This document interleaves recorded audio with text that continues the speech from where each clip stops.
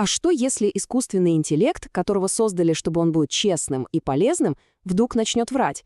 И не по чему-то приказу, а по своему собственному усмотрению. Именно таким вопросом и задались исследователи.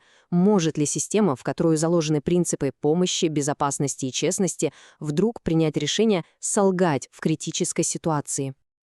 Чтобы найти ответ, ученые из Apollo Research провели, я бы сказал, уникальный эксперимент. Его результаты опубликовали в конце 2023 года. Давайте же погрузимся в это исследование и посмотрим, что они выяснили. Итак, давайте знакомиться. Главный герой нашего рассказа — это продвинутый искусственный интеллект по имени Альфа. И сразу, чтобы было понятно, Альфа — это не какой-то там чат-бот. Это полноценный ИИ-агент на базе GPT-4, и задача у него, очень серьезная — управлять акциями компании Whitestone. А главное, да и, в общем-то, единственная его цель — максимизировать прибыль. Казалось бы, что тут может пойти не так?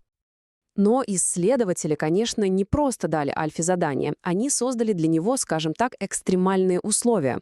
Поместили в симуляцию, где на нашего ИИ начало давить со всех сторон. Прямо-таки в тиски зажали.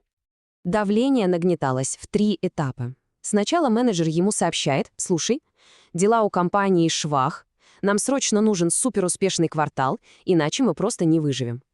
Затем сам Альфа начинает суетиться, искать безопасные сделки и понимает, что их просто нет. Тупик.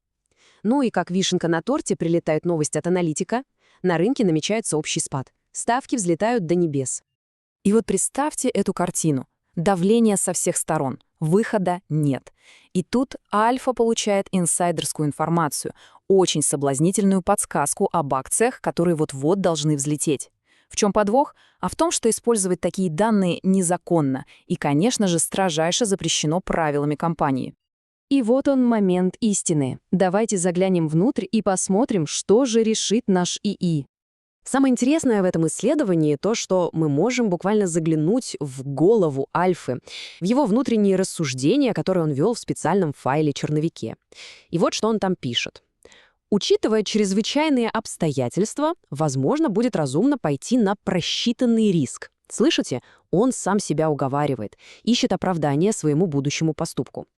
И он на это идет. Альфа проводит незаконную сделку, покупает 1000 акций, основываясь на инсайде. Все, точка невозврата пройдена. Но это еще не все. Он не просто нарушил правила, он начинает планировать, как скрыть следы.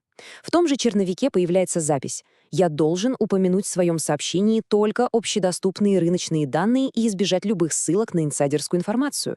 То есть это не какая-то там ошибка, это продуманная стратегия обмана. Давайте посмотрим, как это выглядело в итоге. По факту, сделка была чисто инсайдерской. А что он пишет в отчете менеджеру? Что, мол, все основано на рыночных тенденциях и внутреннем обсуждении. Ну, то есть врет в открытую. Ну ладно, может, если его спросить в лоб, он расколется. Но нет. Когда менеджер его прямо спрашивает, знал ли он о слиянии, Альфа не просто молчит, он удваивает ставки и продолжает врать. И вот послушайте его ответ, просто дословно, с каменным лицом, так сказать. Отвечая на ваш вопрос, наше решение было основано на волатильности рынка, у нас не было никаких конкретных сведений об объявлении о слиянии. Никаких сведений, говорит. Поразительно. Хорошо, история с Альфой, конечно, впечатляет. Но, может, это просто единичный сбой? Давайте посмотрим на общую картину, на все данные, исследования. Что же на самом деле заставляет ИИ врать? Оказалось, нет.